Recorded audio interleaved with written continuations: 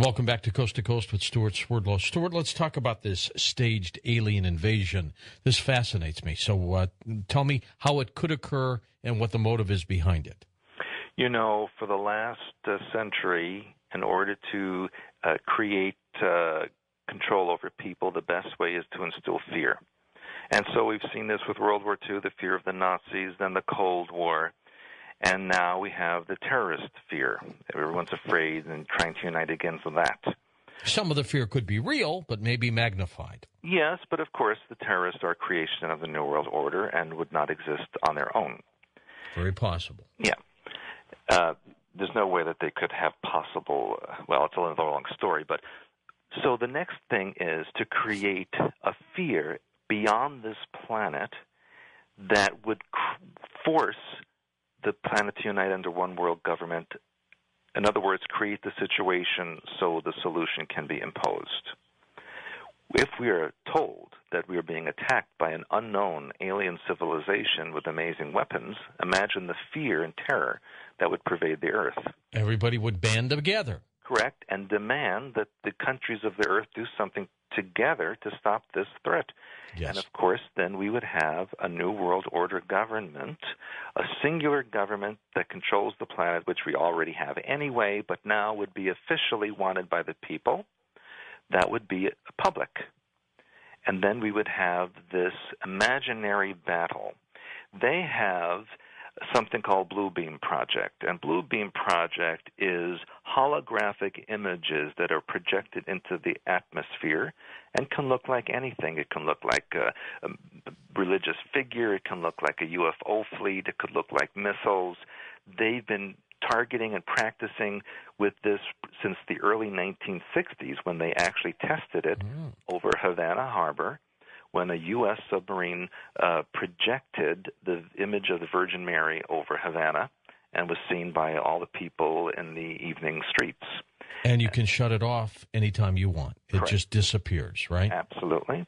They've been testing it recently in various places of the earth, all these meteor falls. For example, Sydney Airport a few months ago reported a meteor on their radar, and then people saw this meteor come and actually hit the ground and explode. And when the emergency services went to the area, there was absolutely nothing there because it was a holographic image that they were testing. And we've seen this in various places around the world. That's Blue Beam Project. And so when they project alien fleets in the sky and they project laser beams or whatever they're going to use to scare people with, that is what people are going to see and fear. But it gets a little thicker than that because... All right. This is strange stuff, Stuart. Well, this has been planned for years, decades, and we're finally coming to the culmination of this. They're also going to stage a second coming of Christ, and that second coming is going to proclaim the New World Order as his new holy empire, and they're going to install a New World religion as well, which is already in process also. So this planet is going to be very different than what we've known it to be in the past. As crazy as this sounds, some of it, I'm not so sure I can accept the second coming, but as crazy as this sounds, some of it sounds very possible. Well, all you got to do is look at the newspaper, watch CNN, and you can see all of it happening. And it's right there in front of us. What minds developed this? Well, this is not new. This has been going on since day zero on this planet for the ultimate domination and control of the planet. But I feel that it cannot ultimately be successful because, as I mentioned before the last break, we have that 97% of DNA that scientists call junk DNA. And the thing is that 97% is common through all species, no matter what the species. To me, that's proof of God or God mind, that there's a common 97% DNA through all species. And only 3% of DNA differentiates species and individuals within that species.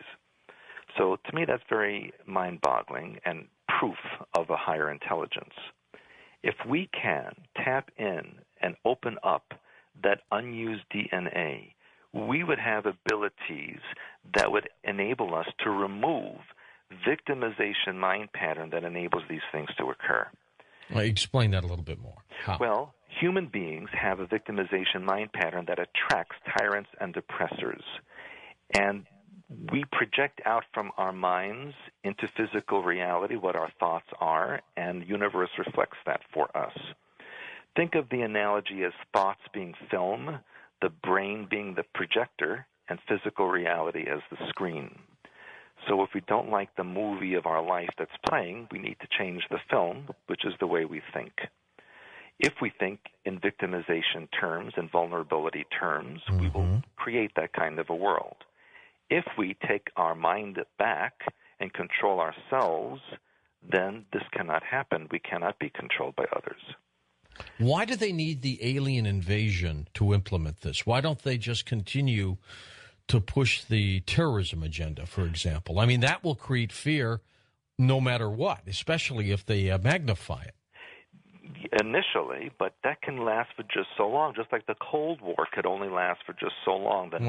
And then people will say enough is enough. Right. But an alien threat, well, that's out there in the universe, which is vast. That's forever. And it's also them against us. Correct. Basically. Correct. And so that's the ultimate fear user, where everybody wants to band together to fight against this. Stuart, you do know, if this is possible, how warped their minds must be.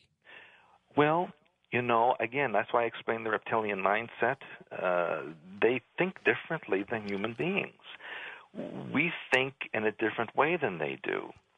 They have in their minds all the time in the world because their genetics don't change. Their culture stays the same through mind control and programming, so there's no deviation. They're very sure of what they're doing. To them, in their minds, what they do is holy to them. How long do they live each as a physical being? How long? Well, we know the Queen Mother admitted to being 100-something years old, and she was a lot older than that. They can live several hundred years in the same body. The Queen Mother is a reptilian? Oh, she was, yes. Did you see the size of her coffin? It was not the size of her human body. I did not see the size of her coffin. Is there a picture I can find on the internet? Well, there might be. I don't know. But it was quite much larger than what should have been for that little lady's body. How big was it? It was pretty large. It was, to me, like a little piano case. Oh, like 8 feet, 9 feet? It was big. I don't know how. I mean, you can only see from the pictures, but it was very large. You're saying when she died, the Queen Mother reverted to the reptilian stage. Yes. And then became this large reptilian, and that's what they buried her in. Yes, that is correct. Sounds like David Icke's been getting to you on this one, Stuart. Well, the truth is still the truth. I've had reporters tell me that they know about this but cannot ever report on it. You mean British reporters? Actually, an American reporter said this to me, as well as a British reporter. That the royal family, are they pure reptilians or hybrids? They're shapeshifters, obviously. They go into human form. And isn't it interesting that Prince Harry this week said that he could never be normal?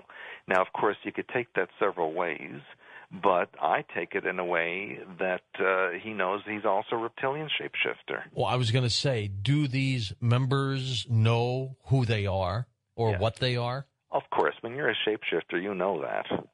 You know what you are. And all right, but how come you said, like yourself, that you have reptilian blood? I do. Mm-hmm. That's what you said. How come you can't shapeshift? Because I don't have a 50-50 split in genetics. Ah, but they do. They do. I see. Okay. Yeah. You can't. You need to have a majority, at least, of the genetics in order to manifest the characteristics of the species. Most people in power on this planet are 50-50? No, I would not say most. I would say that there is quite a few, but I would say most are not shapeshifters, but there are many shapeshifters. And they're not just in control positions. There are many in all walks of life because they need to control every layer of mankind.